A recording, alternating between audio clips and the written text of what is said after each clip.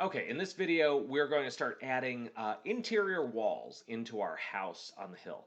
So what I want you to do is go to Floor Plans over here in the project browser, double click on 01 lower level, and kind of get adjusted so you can see what's going on. What I want you to do is type in the letters DL and don't hit enter, just DL, and see what happens. Your cursor turns into a little cross like this. DL stands for detail lines. And what detail lines are lines that only show up in one given view, and I use them as construction lines. I use them to help me line things up and put things in the right location. And then when they're done, when I'm done using them, when they've outlived their usefulness, I'll delete them. So I typed in DL. I did not hit enter. I simply typed in DL. What I want to do is get to the end of this dashed line. If I get close enough to, yeah, there it is. If I get close to, you can see that the dashed line represents the middle of this foundation wall. If I get to the end of it, this little purple box shows up. I'm going to click on that, and I'm just going to pull a line straight down past the southern wall of my configuration of walls, and then I'm going to hit escape.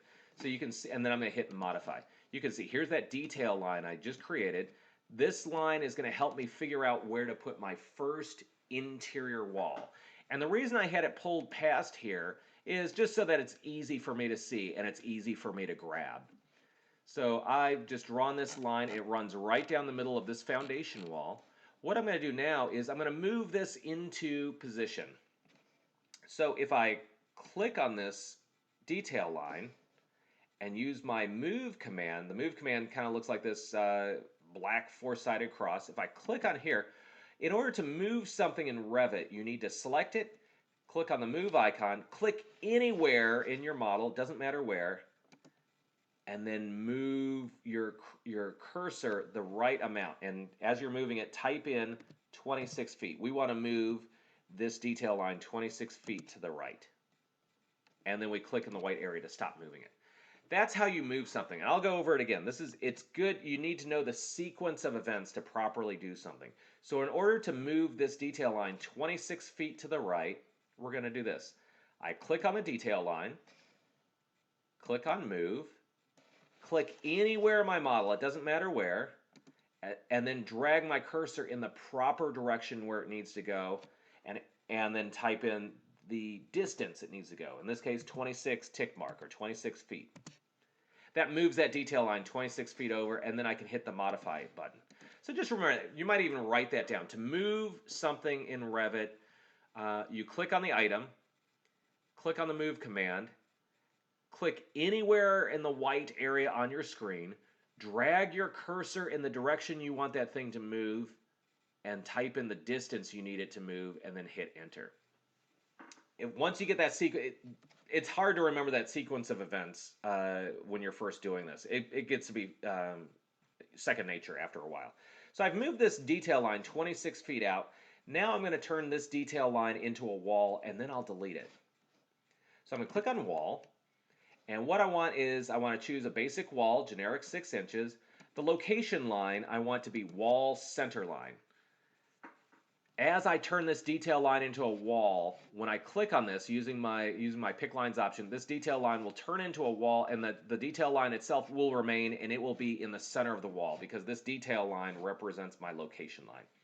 Base constraint, I want the bottom of the wall to be at 01 lower level. Top constraint, I want the wall to go up to level 02. Now I just hit my pick lines option and just click on the line, and I've just made a wall. And then I'll click modify. Now what I'll do is, now I can actually select that detail line that I created and delete it. It's outlived its usefulness. The one problem is we now have this, our wall is protruding through this other wall. Not a big deal. If we click on the wall, you can see there's a little knob at the end there. We just hold down the mouse button on that knob and just pull it up until we get into the wall, and it will join up. So now we've got that. That's how I like to place walls. I will actually use detail lines, and I can very precisely locate the detail lines, and then I'll use the pick lines option to turn that detail line into a wall, Once I've done that and I don't need that detail line anymore, I delete it. That's a technique that works for me. So this wall is where we need it to be. Now we're gonna go back and we're gonna do some more walls, and we're just gonna kind of make up some things. This is not gonna be real precise, but I'm just gonna click here. I guess I'm about 7.5 feet in from the center of my foundation wall. You can kind of see, and I'm just gonna click and just pull a wall over there and click. Now I'm gonna go about here, maybe say 8.5 feet out from the center of that foundation wall. And I can kind of move this, but yeah, maybe 8 feet 6, and go straight up, create a little wall like that. I'm going to snap to the midpoint of this wall. You can see as I get close to the midpoint, it will light up. There's the midpoint. I'm going to pull another wall just like that. And then finally at the midpoint of this wall here. If I can snap to it, there it is right there, midpoint. I like how you can, it's like AutoCAD. You can snap to midpoints and ends and that sort of thing. So I just made another wall there. And for right now, I'm done adding walls to this 01 lower level. So I'll hit modify. That gets me out. Occasionally you'll see this. Revit will remind you, hey, you have not saved your project lately. Whenever this comes up, hit save the project. I can't stress enough that you want to save your projects frequently. So we've got this configuration of walls on the 01 lower level. Let's do this. I want to put in a little cased opening here.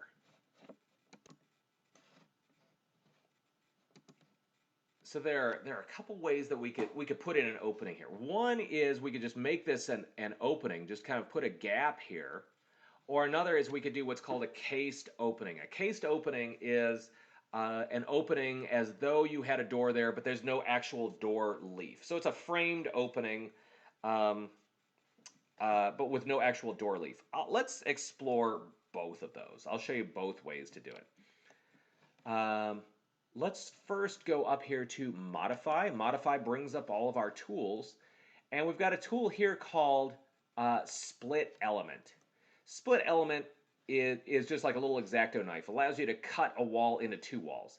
So if I click on Split Element, you can see my cursor actually looks like an X-Acto knife. And I'm just going to put a little split right here. I'm going to cut this wall into two parts.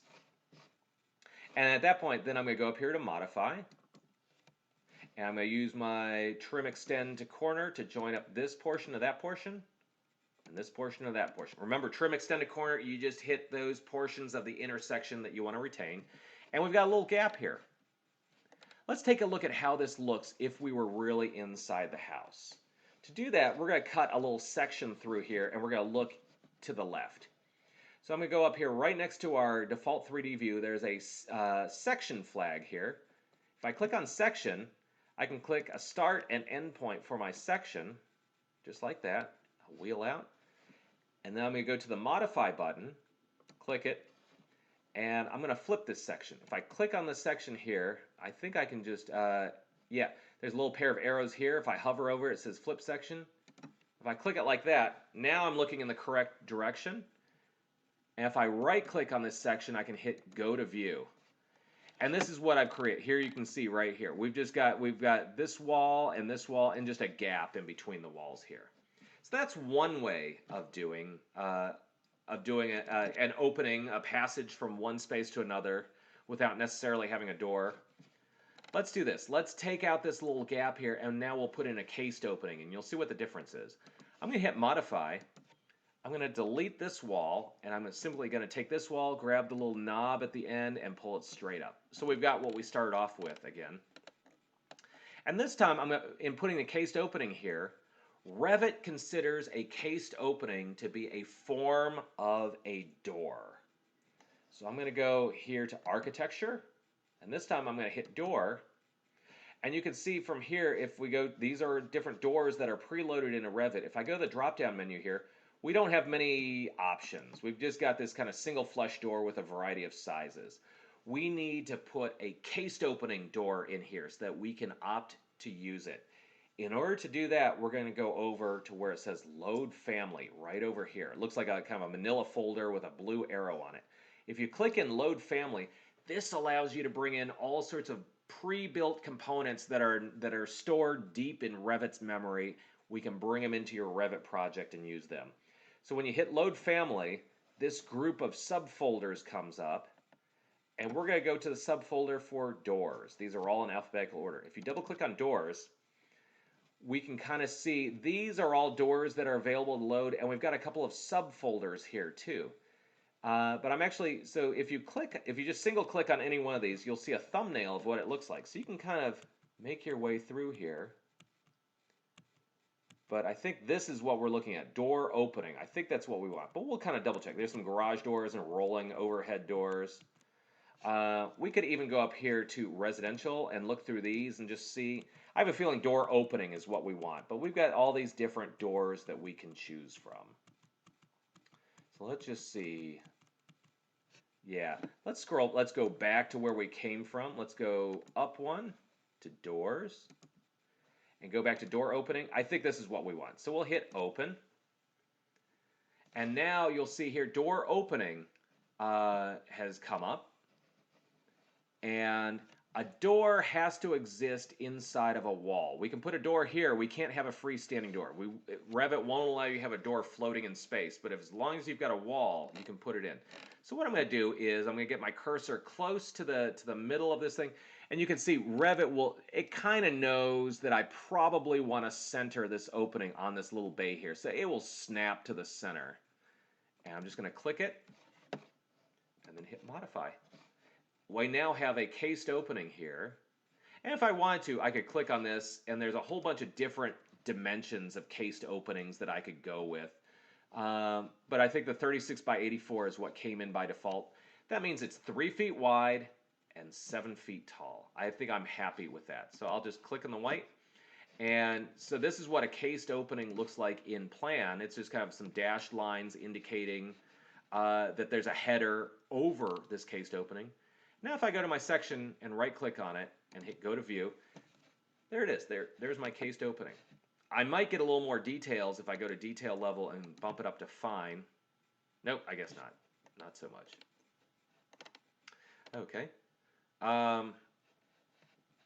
And let's go back to our floor plan for 01 lower low. So this is, you can figure out how you want people to get into this space here. Let's add a few more interior walls, and then we'll add some more doors in here, as long as we've already started discussing doors. Let's now go up to the floor plan for 02 entry level. And in this case, we are going to just draw in some more floors. Okay, so let's go back to architecture. Let's go to wall. Again, we'll do generic 6-inch walls, wall centerline. This is all fine. In this case, though, we're going to go from 02 entry level up to level 03 roof. That will be fine. And I'm just going to kind of make something up. Here's what I'll do. I'm going to draw a vertical line. I'm just going to kind of improvise a location for a vertical line, pull it down, and then just kind of pull it over to the left. I'm just making this up. I'm improvising as I go along. But let's do this. Having drawn this kind of L-shaped group of walls here, I'm going to click on Modify, and I want to take this vertical wall we just created, and I want to align it with this wall down on the level below. So I'm going to use I'm going to go to the Modify tab, go to Align, click on Align. I'm going to click the one face or the other of this wall. I'll click the right-hand face of this wall, and then the right-hand face of this wall, and it lines them up just perfectly. And then I click on Modify to get out of there. And let's do this. Let's put in a wall. Let's go to Architecture, Wall. Let's put in a wall right here, just drawing a wall like this. And then we will align, I hit Modify, we'll align this wall with this wall. So let's go to Modify, hit Align. I'm just going to click on the right face of that wall and the right face of that wall. Brings it in nice and neat. And then hit Modify to get out of that alignment mode. Okay, now let's do, that's it for adding in walls. You can see how easy it is to put in walls. Let's put some doors in here.